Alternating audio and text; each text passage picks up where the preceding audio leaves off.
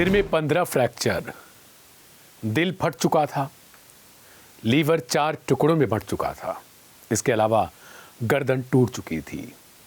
माथे पर रॉड के निशान थे, यानी गहरे रॉड के निशान। वो तस्वीरें इतनी विभत्स हैं कि हम आपको दिखा नहीं सकते। ये कहानी मुकेश चंद्राकर की है, जो छत्तीसगढ़ की है।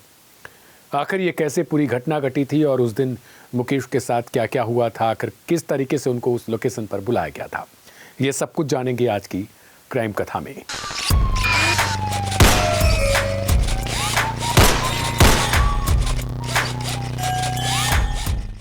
नमस्कार, मेरा नाम है दिव्यांशु। क्राइम कथा का आज एक नया एपिसोड है। इसमें हम छत्तीसगढ़ के बीजापुर के रहने वाले मुकेश चंद्राकर की हत्या और उनकी पूरी कुंडली के बारे में बात करेंगे कि आखिर किस तरीके से उनके ही रिश्तेदारों ने उन्हें मौत की नींद सुला दिया। 24 दिसंबर को एनडीटीवी पर एक रिपोर्ट प्रसारित की जाती है। इस रिपोर्ट में तकरीबन 100 करोड़ से ऊपर की लागत से बने हुए एक सड़क के निर्माण कार्य के बारे में बातचीत की जाती है।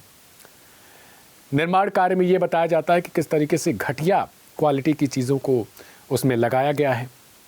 पैरों से उसको कुदेरा जाता है तो जो गिट्टियां हैं वो तीन बिखरती जाती हैं, इधर उधर घूमती जाती हैं।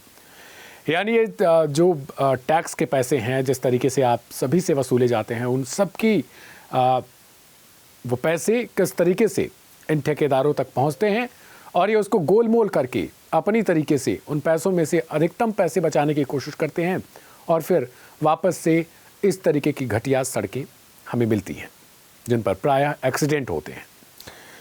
मुकेश यही रिपोर्ट तैयार करके एनडीटीवी को भेजते हैं। एनडीटीवी पर यह कार्यक्रम प्रसारित होता है।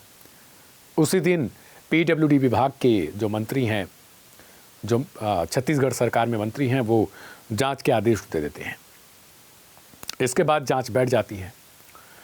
अब जो इस पूरी कथा का, इस पूरी हत्याकांड का मास्टरमाइंड है, वो मुकेश का ही रिश्तेदार है, रिलेटिव है। इसका नाम है सुरेश। सुरेश हैदराबाद से फिलहाल गिरफ्तार हो चुका है। तस्वीरें हम आपको दिखा रहे हैं। शक्ल से आपको नजर आ रहा होगा कि किस तरीके से इसने पूरी घटना को अंजाम दिया होगा। अभी तोते उड़े हुए हैं सिर के, चेहरे के, लेकिन उस वक्त सोचिए किस ऐंठ में था। हम बताएंगे आपको सुरेश की वो पूरी कहानी भी, कि आखिर वो कैसे पहले अपनी शादी के दौरान वायरल हो गया था, आज से ठीक 2 से 3 साल पहले। 1 जनवरी, इस दिन हम और आप अपने घरों में बैठकर खुशियां मना रहे थे। 31 दिसंबर वाली पार्टी सबको याद ही होगी। लोग मौज मस्ती के बाद अपने काम में लगे हुए थे और नए साल का आगाज कर रहे थे। लेकिन मुकेश आप सभी के लिए अपनी पत्रकारिता के जरिए एक अलग छाप छोड़ रहे थे।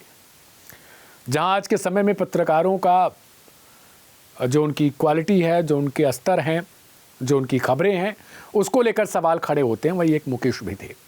वो अपना एक बस्तर जंक्शन नाम से चैनल भी चलाते थे। इस चैनल पर भी वो तमाम तरीके की खबरें अपने हिसाब से लाते भी थे। लोग उनको पसंद भी करते थे, मिलियंस में व्यूज़ हैं।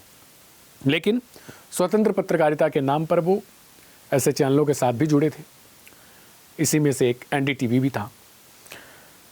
अब जैसे ही खबर ये प्रसारित होती है, उसके बाद से सरकारी महकमे से लेकर खुद ठेकेदार तक ये बातें पहुंचती हैं और उसके बाद ठेकेदार पहले से ही प्लानिंग बना लेता है कि आखिर किस तरीके से वो मुकेश को निपटाएगा। 1 जनवरी को मुकेश को किसी तरीके से बुलाया जाता है। ये वो इलाका है जहाँ पर ये ठेकेदार सुरेश है। ये अपने मजदूरों के लिए एक अस्थायी तौर पर आवास बना के रखता है, जहाँ पर इसके मजदूर रहते हैं। वहीं पर पहले बातचीत होती है, गाली गलौज होता है। इसके बाद 2 से 3 लोग के आसपास, क्योंकि पोस्टमार्टम रिपोर्ट के अनुसार जो डॉक्टर्स हैं उनका कहना है कि हत्या 2 से 3 लोगों ने की होगी। मास्टरमाइंड तो सुरेश ही है। इसके 2 और साथी हैं। अभी तक तो पूरी घटना उजागर नहीं हो पाई है, लेकिन जो कहानी है वो हम आपको बता रहे हैं कि किस तरीके से घटना, जो अनुमान लगाया जा रहा है, वो इस तरीके से घटी होगी। पीछे से स्टील का रॉड लेकर मुकेश के सिर पर मारा जाता है। उतने में ही मुकेश घायल हो जाता है और गिर जाता है नीचे। इसके बाद वो कोशिश करता है। मुकेश जब ज़मीन पर था उसके बाद भी वो अपने बचने का प्रयास करता रहा अंत समय तक, लेकिन ये लोग बेरहमी से उसके साथ मारपीट करते रहे, रॉड बरसाते रहे और जितना हो सकता था उतना अत्याचार करते रहे। माथे पर भी रॉड धंस चुका था पूरी तरीके से, यानी माथे पर गहरे चोट के निशान। जो तकरीबन 1 से 1.5 इंच के आसपास होंगी।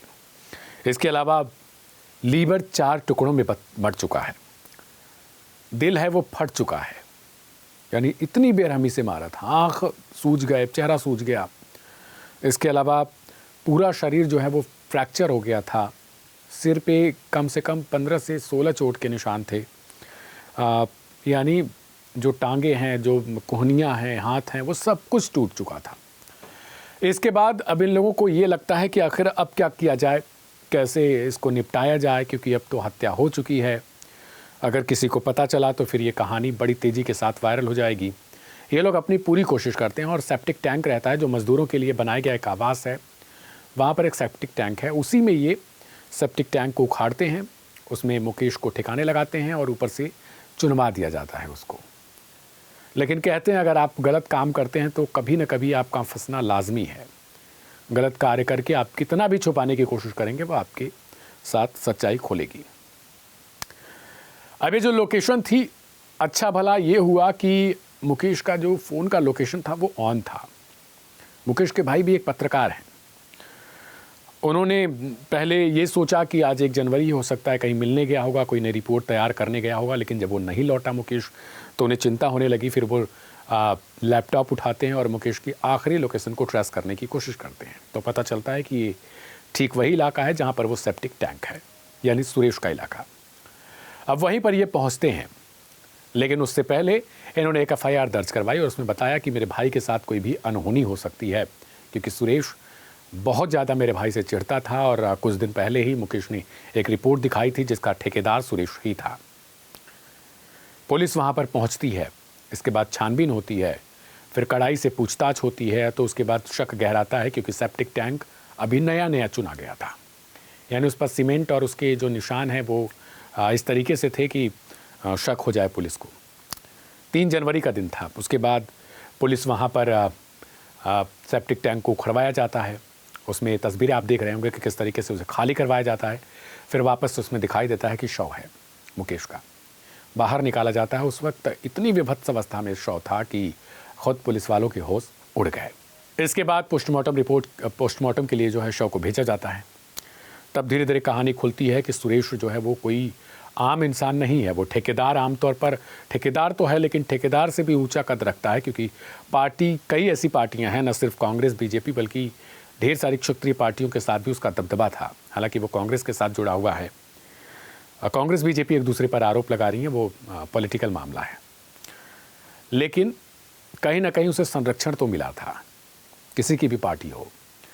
इसके बाद उसके जो उसका मजदूरों का आवास है उधर गिरवाया जाता है। तमाम तरीके से कार्रवाई होती है, लेकिन मुकेश जो एक सच्चे पत्रकार थे उनकी तो हत्या हो चुकी है, उनकी जीवन लीला समाप्त हो चुकी है, केवल इसलिए ताकि वो आप और हम जैसे लोगों तक एक नई स्टोरी, एक नई कहानी लेकर आए थे जो सच्चाई पर आधारित है, जो 100 करोड़ से ऊपर की रकम का मामला था। अब सोचिए कि आज के समय में अगर सच्ची कहानियां बताई जाएं, सच्ची रिपोर्ट तैयार की जाए तो एक पत्रकारों की जिंदगी कितनी खतरनाक हो सकती है। ये मुकेश की हत्या के बाद आप सब आराम से समझ सकते हैं, क्योंकि आज के समय में बोला जाता है पत्रकारिता ही खतरे में है। इस ठेकेदार सुरेश की उम्र तकरीबन 40 साल है। इसने 23 दिसंबर साल 2021 में अपनी शादी की थी बीजापुर इलाके में ही।